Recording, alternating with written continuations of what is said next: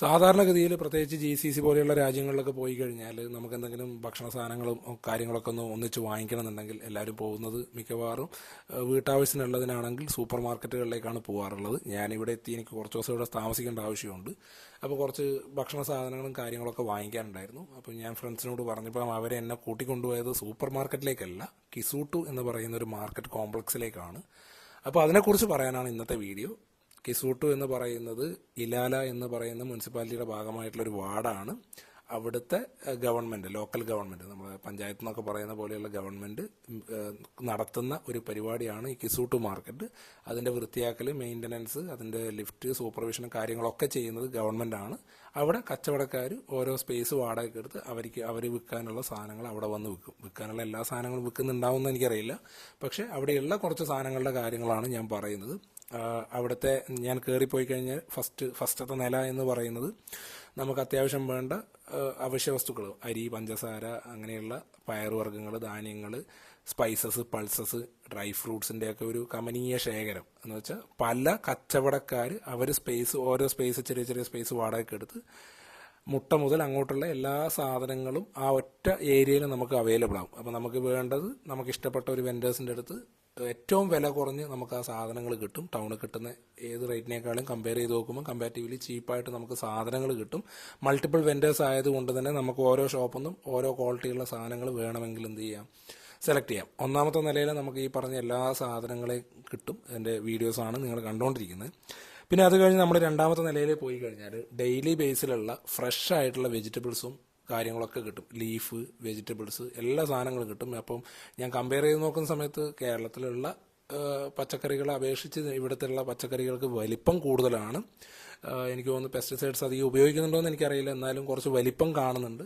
ടേസ്റ്റും കമ്പാരിറ്റീവ്ലി വ്യത്യാസമാണ്. കഴിച്ചു നോക്കിയാൽ അതിൻ്റെ ഒരു ചെറിയൊരു വ്യത്യാസമൊക്കെ മനസ്സിലാവും.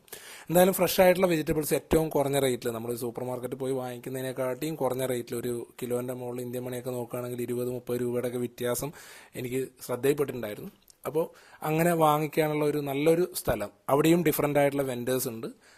നമുക്ക് ഇഷ്ടമുള്ള സാധനം ഇഷ്ടമുള്ളടുത്ത് ഓരോ യൂണിറ്റ് പോയിട്ട് ഓരോ സാധനങ്ങൾ വാങ്ങിച്ച് ബില്ല് ചെയ്ത് സാധനങ്ങൾ എടുക്കാം. പിന്നെ അതിൻ്റെ തൊട്ട് മുകളിൽ ഫ്രൂട്ട്സ് ആണ്. ഞാൻ എത്തുമ്പം ഏകദേശം വൈകുന്നേരം ആയിരുന്നു. അപ്പം അതുകൊണ്ട് തന്നെ ഫ്രൂട്ട്സൊക്കെ ഏകദേശം തീരാറായിട്ടുണ്ട്. അല്ലെങ്കിൽ സീസൺ ടൈം അല്ല എന്ന് എനിക്ക് തോന്നി. ഇവിടെ ഒരു മഴ സീസണാണിപ്പോൾ.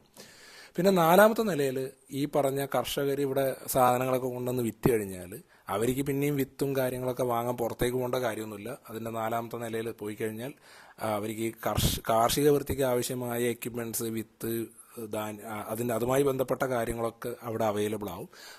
പിന്നെ അതുമായി ബന്ധപ്പെട്ട് കുറച്ച് ടൈലറിങ് യൂണിറ്റ്സും കൂടിയാണ് ഇവിടെ ശ്രദ്ധയിൽപ്പെട്ടത്. അപ്പോൾ ഇവിടെ കണ്ട വ്യത്യസ്തമായ കാഴ്ച എന്താണെന്ന് വെച്ചാൽ, നമ്മൾ ചിരവിയ തേങ്ങയ്ക്കും സാധാരണയുള്ള തേങ്ങയ്ക്കും തമ്മിൽ റേറ്റിലൊരു വ്യത്യാസമില്ല. നമുക്ക് തേങ്ങ എടുത്ത് കൊടുത്തു കഴിഞ്ഞാൽ അവരെന്ത് ചെയ്യും, ചിരവിയിട്ട് പാക്ക് ചെയ്ത് തരും. അതിന് റേറ്റ് ഡിഫറൻസ് ഇല്ല.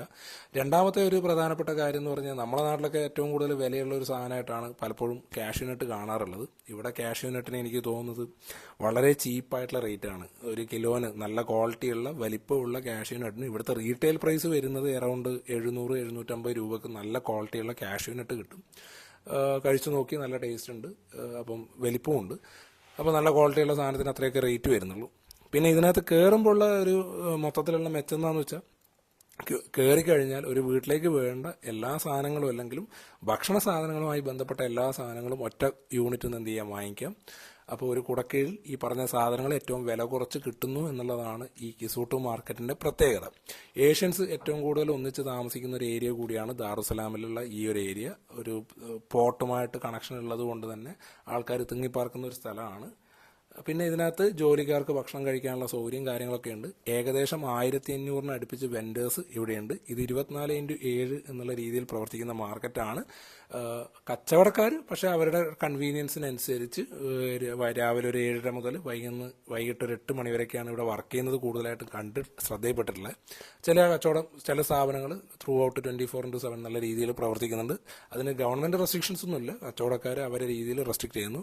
ഈ അഗ്രികൾച്ചറൽ എക്യുപ്മെൻറ്റ്സ് ഒക്കെ ഞായറാഴ്ചകളിൽ ഉച്ചവരെയൊക്കെ ഉണ്ടാവുള്ളൂ. ബാക്കിയുള്ള എല്ലാം രാവിലെ മുതൽ വൈകിട്ട് വരെ അവൈലബിൾ ആണ്. അപ്പോൾ ദാറുസലാമിൽ വന്ന് കുറഞ്ഞ റേറ്റിന് സാധനങ്ങൾ വേണമെന്നുണ്ടെങ്കിൽ നേരെ പോകാൻ പറ്റുന്നതാണ് കിസൂട്ടു മാർക്കറ്റ്. കൂടുതൽ ഇതുപോലെയുള്ള കാര്യങ്ങൾ കാണാൻ വീഡിയോ ഒന്ന് ലൈക്ക് ചെയ്യുക, ഫോളോ ചെയ്യുക, മറ്റുള്ളവർക്കൊന്ന് ഷെയർ ചെയ്യുക. താങ്ക്